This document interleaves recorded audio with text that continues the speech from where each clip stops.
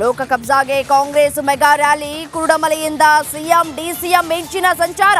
ಕೈ ಅಭ್ಯರ್ಥಿ ಕೆವಿ ಗೌತಮ್ ಪರ ಸಿಎಂ ಡಿಸಿಎಂ ಪ್ರಚಾರ. ಹಿಂಗೇರಿದ ಮಂಡ್ಯ ಲೋಕ ಅಖಾಡ. ಮುನಿಸುಮರ್ತ್ರ ಹಳ್ಳಿಯಾಕಿ ದಳಪತಿ ಎಚ್ ವಿಶ್ವನಾಥ್ ಮನೆಯಲ್ಲಿ ಎಚ್ಡಿಕೆ ಔತಣಕೂಟ. ಮಂಜುನಾಥ್ ಅವರಿಗೆ ಜನ ಬೆಂಬಲ ಇದೆ. ಡಿ.ಕೆ. ಶಿವಕುಮಾರ್ ಅವರಿಗೆ ಹಣ ಬಲ ಇದೆ.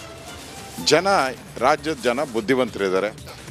ರಾಮನಗರ ಲೋಕ ಅಖಾಡದಲ್ಲಿ ಹಣದ ಹೊಳೆ. ತಮ್ಮನ ಗೆಲುವಿಗೆ ಡಿಸಿಎಂ ದುಡ್ಡಿನ ಸುರಿಮಳೆ. ಡಿಕೆಶಿ ವಿರುದ್ಧ ವಿಪಕ್ಷ ನಾಯಕ ಅಶೋಕ್ ವಾಗ್ದಾಳಿ. ಲೋಕರಣಕಣದಲ್ಲಿ ಪುಲ್ವಾಮಾ ಪಾಲಿಟಿಕ್ಸ್. ಚುನಾವಣಾ ಗೆಲುವಿಗೆ ರಾಷ್ಟ್ರದ ಹಿತಾಸಕ್ತಿ ಬಲಿ. ಕೇಂದ್ರದ ವಿರುದ್ಧ ಕೈ ನಾಯಕ ಚಂದ್ರಶೇಖರ್ ಆರೋಪ.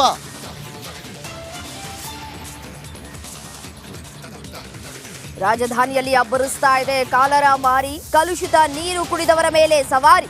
47 ವೈದ್ಯರಿಗೆ ಅಂಟಿದ ಮಹಾಮಾರಿ.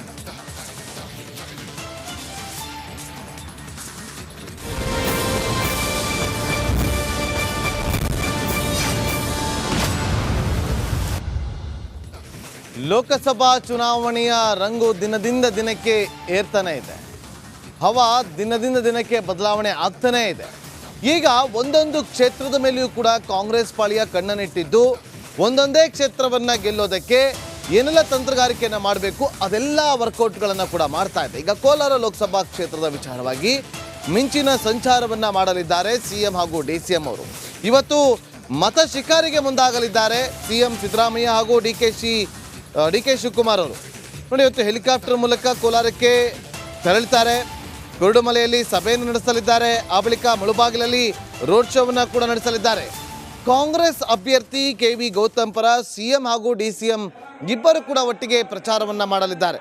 ಕುರುಡುಮಲೆ ವಿನಾಯಕನಿಗೆ ಪೂಜೆಯನ್ನು ಸಲ್ಲಿಸಿ ನಂತರ ಕ್ಯಾಂಪೇನನ್ನು ಶುರು ಮಾಡಲಿದ್ದಾರೆ.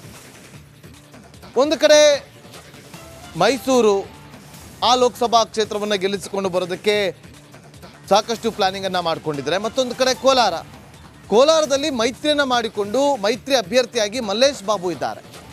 ಅವರ ವಿರುದ್ಧವಾಗಿ ಕಾಂಗ್ರೆಸ್ ಅಭ್ಯರ್ಥಿಯಾಗಿ ಕೆವಿ ಗೌತಮ್ ಅವರಿದ್ದಾರೆ. ಅವರನ್ನು ಗೆಲ್ಲಿಸಿಕೊಂಡು ಬರಬೇಕು ಅಂತೇಳಿ ಕಾಂಗ್ರೆಸ್ನ ನಾಯಕರು ಸಾಕಷ್ಟು ಪ್ರಯತ್ನಗಳನ್ನು ಮಾಡ್ತಾರೆ. ಯಾಕೆ ಕೋಲಾರದ ವಿಚಾರವಾಗಿ ಇವತ್ತು ಇಡೀ ರಾಜ್ಯವೇ ತಿರುಗಿ ನೋಡಿತ್ತು. ರಾಜೀನಾಮೆಯ ಪರ್ವದ ಹಂತಕ್ಕೆ ಹೋಗಿತ್ತು.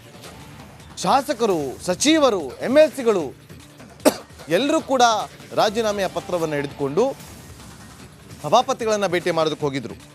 ನಾವು ಹೇಳಿದವರಿಗೆ ಟಿಕೆಟ್ ಕೊಡಬೇಕು, ಅವರಿಗೆ ಟಿಕೆಟ್ ಸಿಗಬಾರ್ದು, ಕುಟುಂಬಸ್ಥರಿಗೆ ಟಿಕೆಟ್ ಕೊಡಬಾರ್ದು, ಈ ರೀತಿಯಾಗಿ ಬಣ ರಾಜಕೀಯ ಶುರುವಾಗಿತ್ತು.